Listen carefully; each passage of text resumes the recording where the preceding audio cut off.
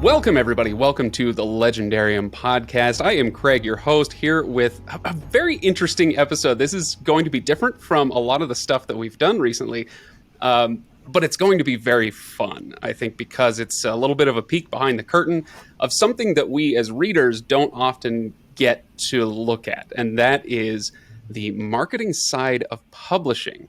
Okay, how does... we could talk about how a book gets written. We could talk about how a book gets edited. But how does a book get marketed to you? How does the publisher get it into your hands? So we're going to be talking about that with a few guests who I will introduce in just a moment. But first, I will remind everybody to go to thelegendarium.com, where you can find past episodes. You can find the link to our Discord server, where you can join thousands of other giant nerds like you and have a conversation in the friendliest corner of the internet. You can also find a link to our Patreon page if you feel so inclined as to support the show, and we very much appreciate those who do. Okay, that out of the way, now let's introduce our guests. I have Andrew, Rachel, and Yvonne. Hello to all three of you. Andrew, welcome. Hi. And Rachel, hello to you as well. Hi. And Yvonne. Hi, Yvonne. Hello, hello. All right, so now everybody will have memorized exactly whose voice is whose, and we're good to go. And you all work for Tor, is that right? Yep, that's yes, right. I'm getting nods. I'm getting nods from all of them. So I think that's how a lot of this is going to go. A lot of who's going to talk? But that's one of the wonders of doing these shows online is wrangling whose turn is next. So I'll do a better job of that. That's my job. All right. So you all work for Tor in marketing and advertising. And like I said, getting the books into people's hands. Andrew, tell us a little bit about yourself and what you do specifically. And tell us a little bit about how you got into it. Oh, boy.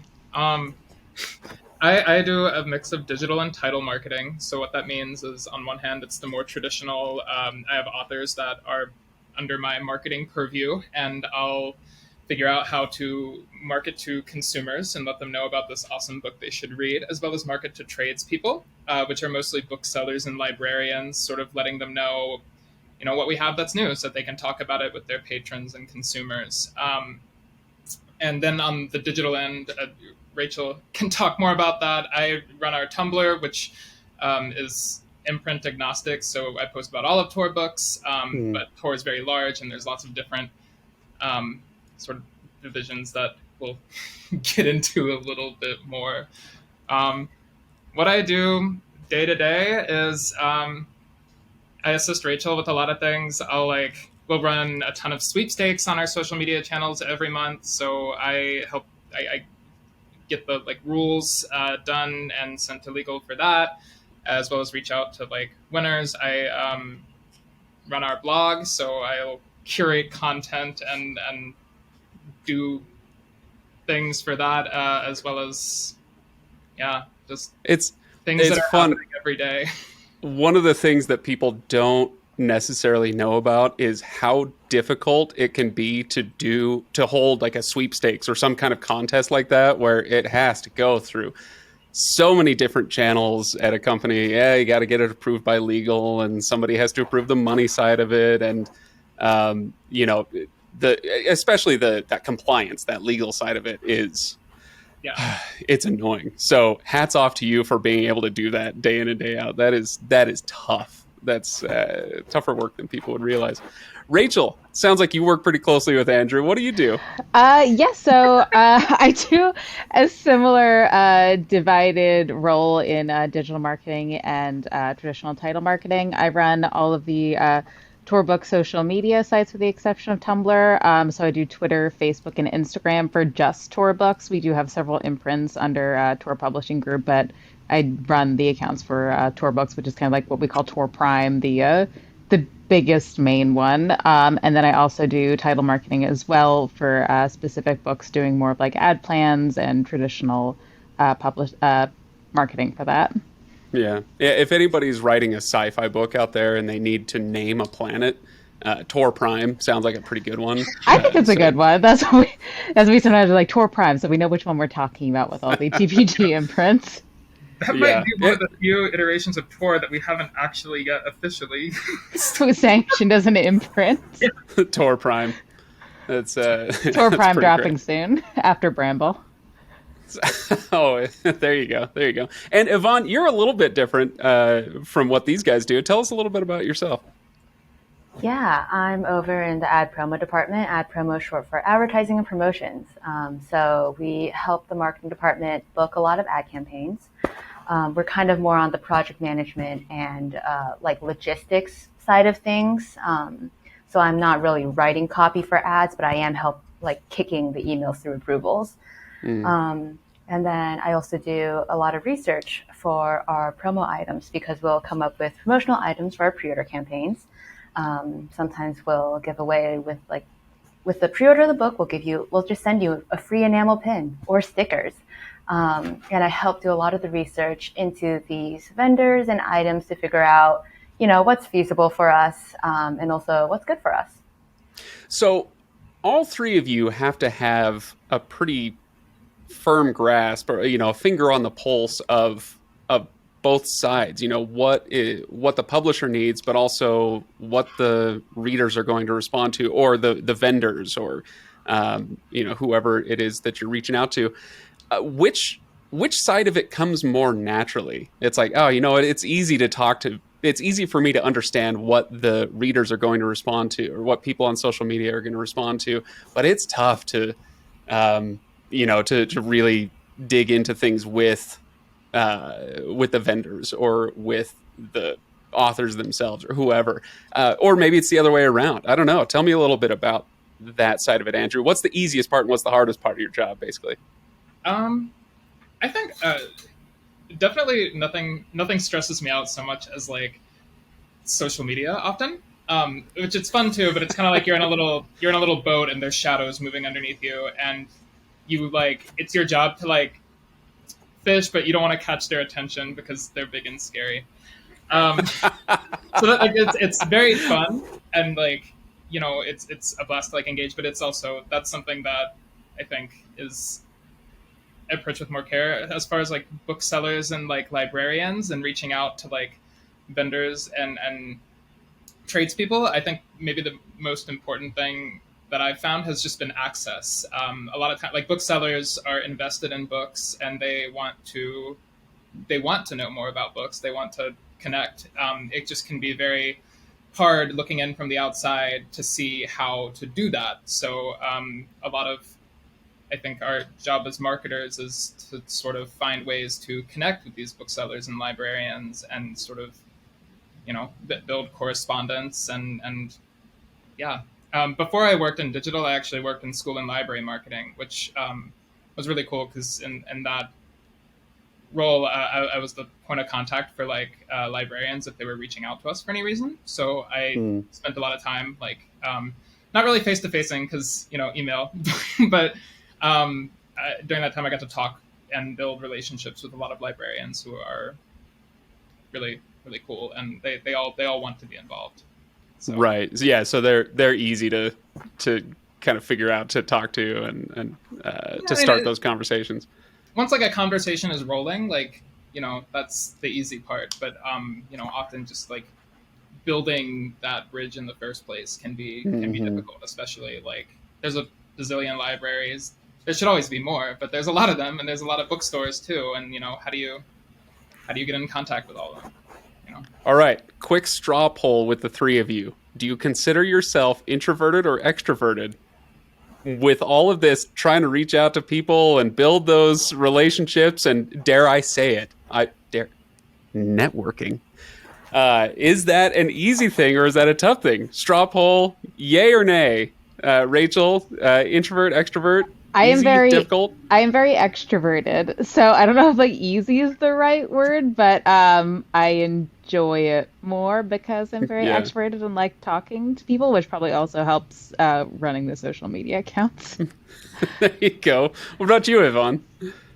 I definitely think I'm on the introverted side of things, but I do think when I put on the corporate shell and I write a cold email, it's not me anymore. It's Tor Publishing Group is emailing you, at which point I have no fear. I've cold called so many vendors.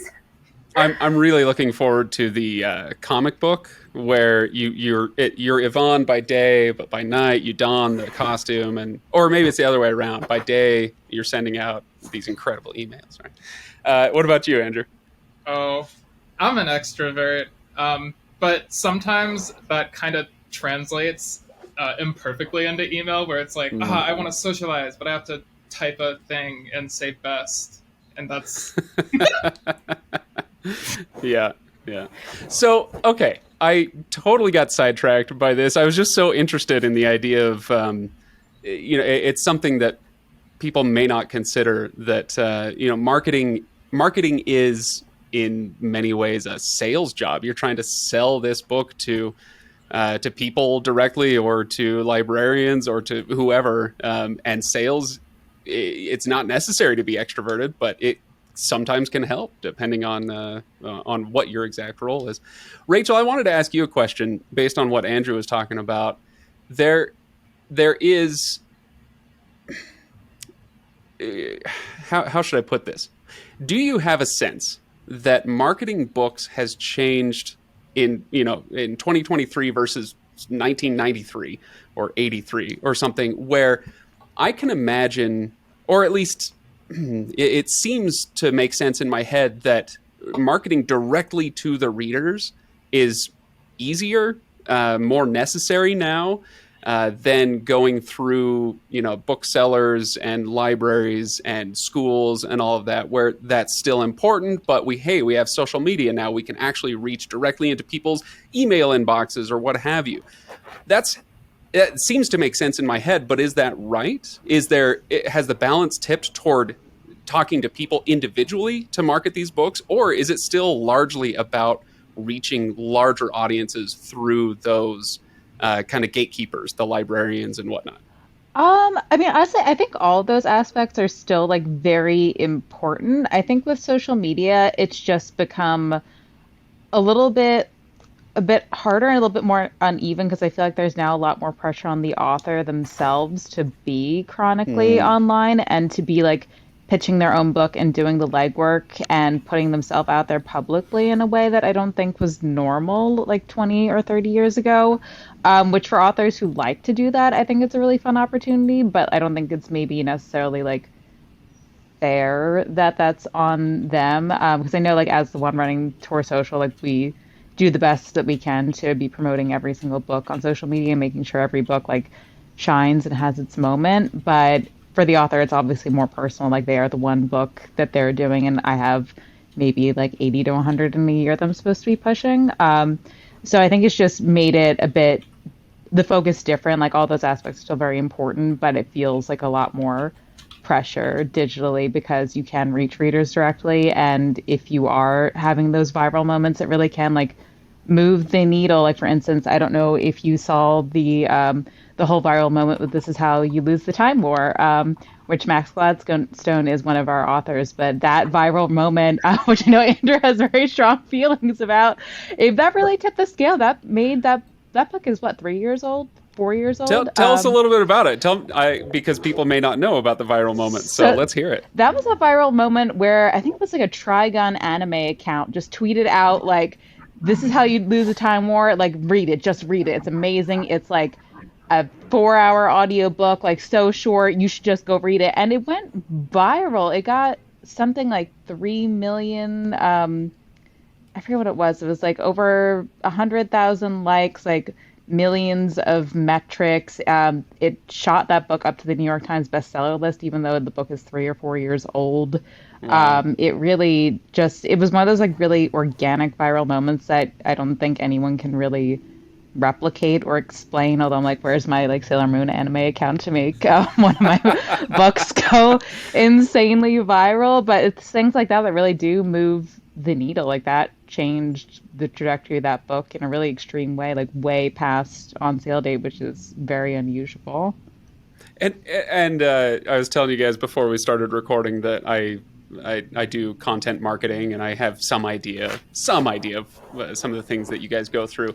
And it can be so frustrating as a marketer or as a content creator for that matter to work really, really hard on project X and then it goes nowhere, and you're just, oh, what's going on? And then, a project B from 2 years ago, out of nowhere, goes completely crazy, and you're like, that's great, I'm happy that it's going places, but why am I here?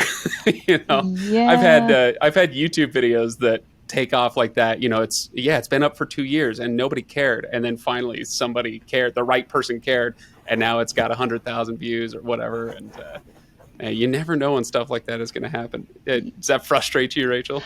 It can, because we try our best to be like fun and quirky, especially because I Yeah. feel like we maybe have a little bit more freedom than other publishers do because we are like genre fiction. I think that lends more to being like funny, to kind of post things that are a little out of pocket sometimes. They do well, but like moments like that, it's like, I'm so happy for that book, but why couldn't it be my book? Like, next time will it be my turn? But I'm obviously very happy for them. That's an amazing book. Everyone should read This Is How You Lose the Time War. This is how you lose the time war. There you go. Yeah. Yvonne, you say you're more introverted than these guys, and that so that comes a little more naturally, the quiet introversion. And believe it or not, me too. I have my comic book persona, and that's the guy that sits in front of the microphone and the camera. But as a rule, I tend to be more introverted.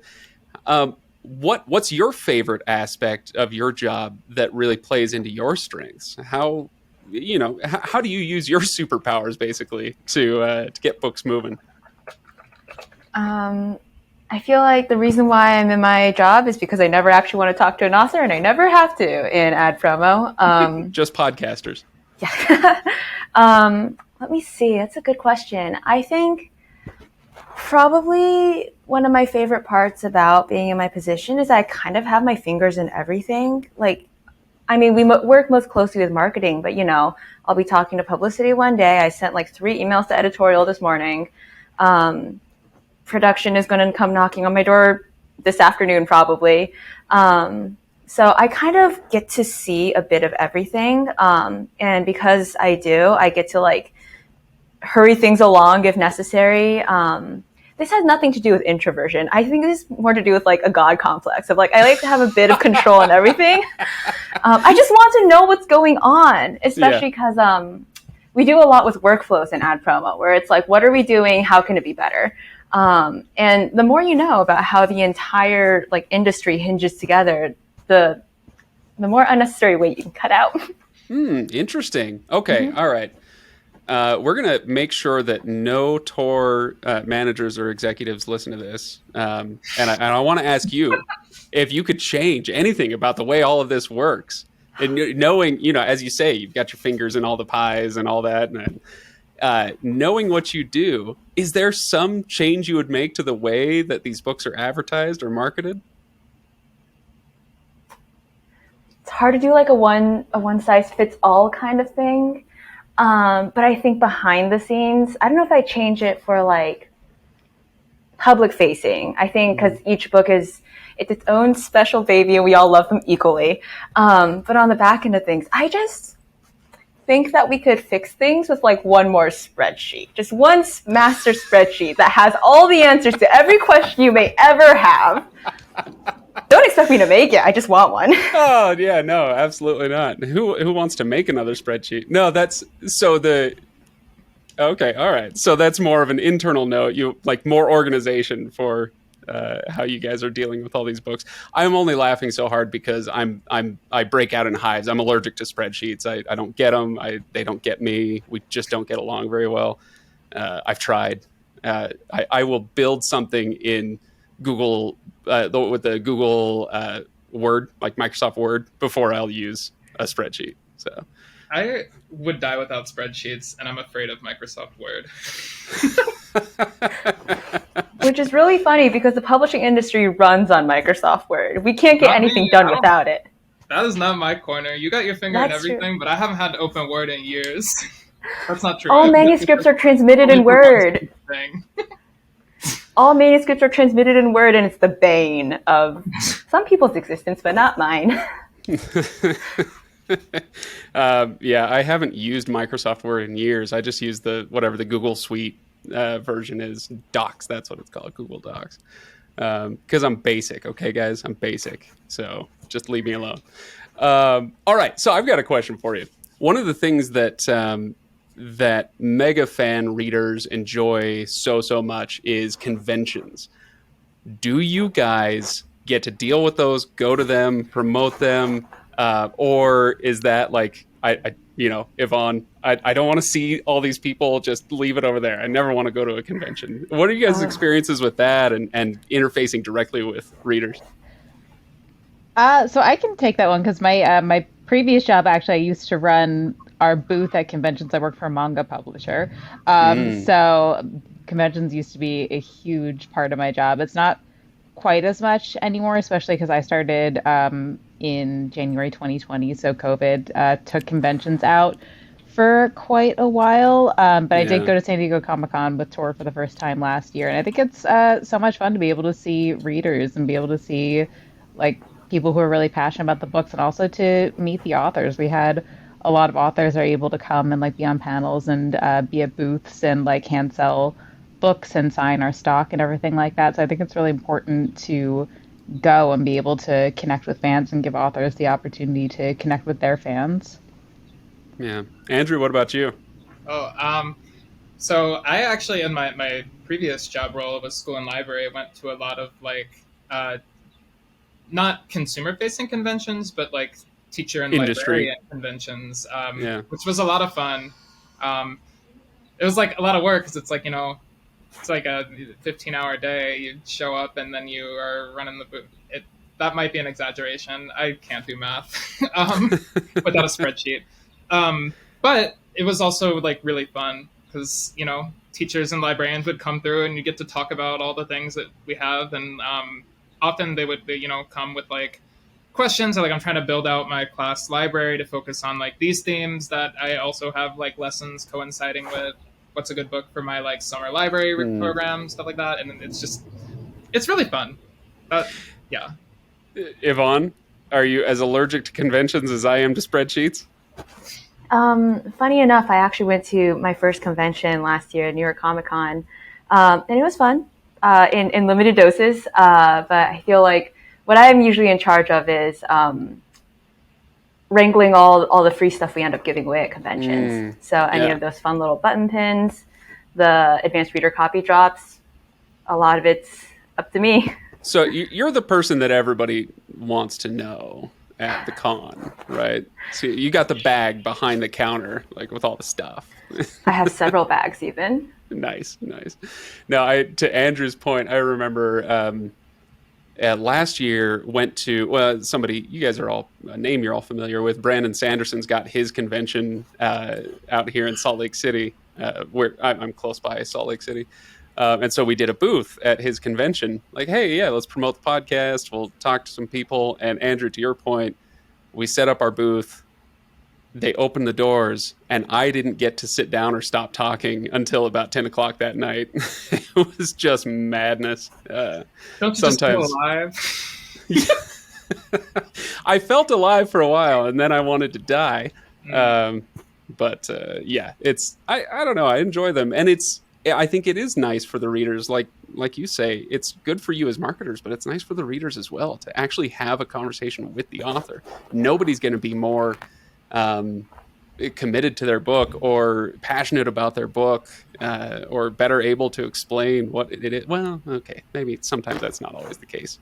I bet you guys are better explainers of some of these books than the authors are. But anyway, yeah, it is really nice sometimes. There we go. Okay, hang on. I got another jet going overhead. Gosh, man, this place, I swear. Word of advice for when you guys all start your podcasts, don't start it under an Air Force base. Just don't do it. Okay? Don't build your studio there. Okay, excellent. So if there's one thing that you would want a reader to know, to kind of dispel any myths or encourage a smarter consumer of books or something. If there's one thing that you'd want people to know, what would it be? We can kind of end on that note. Think about that for a second. For me, oh gosh, now I need to find an answer to my own question. We can all think of it. I don't know. Does anybody have any initial thoughts? something you want readers to know about how these books are marketed? We're all trying all the time. We're humans and we're trying all the time. Trying what? Trying to like get the best books in front of people, or Just what do you mean by that? There's always more work than there is people, and like, one thing about marketing is our work never stops because we want to do the best job that we possibly can, and you can never really market enough, so we'll always be trying. Yeah. And I think to add on to Andrew's point, especially I think at Tor, everyone here is a huge fan. Like everyone loves science fiction and fantasy. Everyone's like very into it. So we're all trying really hard all the time and probably putting like even more into it than perhaps our supervisors want us to because they're scared of us burning out. So we are doing the most all the time because we really do love the books we're working on and we believe in them. There you go. Yeah, I love that. I love that. Yvonne, any thoughts to add? I don't know, just really echoing what's been said. Like we are always trying to talk to readers, and sometimes the way we do so might come off a bit heavy-handed because when we're writing ad copy, it's like get this done in 60 characters. There's like not a lot of space to really go into the nuance and like the beauty of each book in as much detail as we wish we could. So sometimes it comes across a little like heavy-handed. Sometimes like you might read a book and be like, wow, why is no one talking about this? It's because we ran out of space, not because we ran out of enthusiasm. So just like hoping that people will give things a shot. And we love these books, and every day behind the scenes, we are like fighting for our lives to try and get more eyes on them. So everybody within the sound of my voice should go, hug a marketer today. They work very hard, or not. No, it's I would say, as somebody who again has a toe in the same type of world that you guys do, having somebody tell you that, hey, I picked up this book because X, Y, or Z. I met you at a convention, you recommended this, or I got this email, or I saw this great campaign on Instagram or Tumblr or whatever. Having somebody say that it made an impact and I loved this book and I'm so glad that I found it can go a long, long way. And so for somebody in your position, you guys, especially Andrew and Rachel doing social media stuff, if somebody makes a comment on a post and says, yeah, I picked up this book that you recommended last week and absolutely loved it, there's a good chance you'll see that and really, really appreciate it. Am I wrong? No, I definitely agree with that. I think it's always awesome when people comment on our post saying like, "Oh, I read this because this looked cool." And to tying back to what Yvonne does, I know we've done some really fun like pre-order campaigns where like I know one I did last year was this really cool acrylic charm for Legends and Lattes by Travis Baldry, and people were like, "Oh, I want that charm, so I'm going to pre-order the book because I want the charm," and then fall in love with the book because they were so entranced by the shiny object that Yvonne and the ad promo team made, which I think is also fun. I write little social media quizzes, and when people say nice things about them, I want to cry. Yeah, exactly. Awesome. Well, thanks you guys for taking a few minutes out of your day. I really appreciate you talking with me about this stuff. It's, again, just a chance for people to peek behind the curtain a little bit and meet the folks who are trying desperately to get these books into your hands. So I appreciate you doing it, and thanks to everybody for listening. Hey, you guys have a great day. Thank you too.